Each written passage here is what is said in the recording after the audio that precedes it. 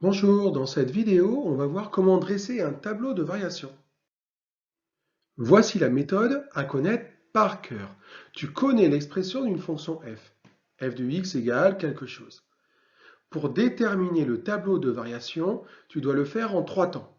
Premièrement, tu dois calculer la dérivée de f' de x. Deuxièmement, tu dois déterminer le signe de cette dérivée f' de x. Et enfin, tu vas terminer avec le théorème qui suit.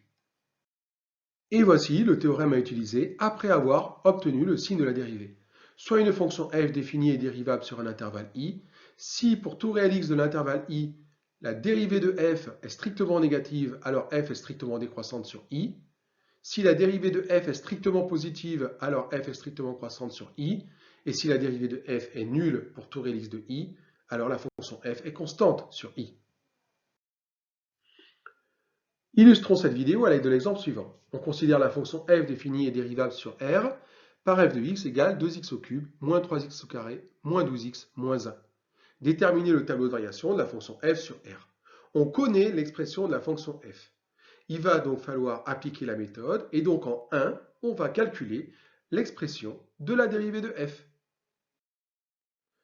F est une fonction polynôme de degré 3. Calculer sa dérivée est donc un jeu d'enfant pour vous maintenant. La dérivée de f, c'est 6x au carré moins 6x moins 12. Ça, c'est le premier point. On vient de calculer l'expression f' de x. Deuxième point, tu dois déterminer le signe de f' de x, c'est-à-dire le signe de 6x carré moins 6x moins 12. Mais ça, c'est une fonction polynôme de degré 2. Je t'ai déjà explicité la méthode pour étudier le signe d'une fonction polynôme de degré 2. On commence par calculer delta. Delta, c'est b carré moins 4ac. Par le calcul, on trouve 324. Il est strictement positif, donc le trinôme admet deux racines réelles, distinctes. x1 moins b moins racine de delta sur 2a, on obtient moins 1. x2 moins b plus racine de delta sur 2a, on obtient 2. La fonction f' est toujours du signe de a qui vaut 6, donc elle est toujours plus, sauf entre les racines, moins 1 et 2, où elle est donc de signe moins.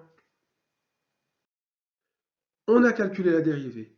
On a obtenu le signe de la dérivée. Maintenant, reste plus qu'à appliquer le dernier point, c'est-à-dire utiliser le théorème qui dit là où la dérivée est de signe plus, la fonction f est strictement croissante. Et là où la dérivée est de signe moins, la fonction f est strictement décroissante.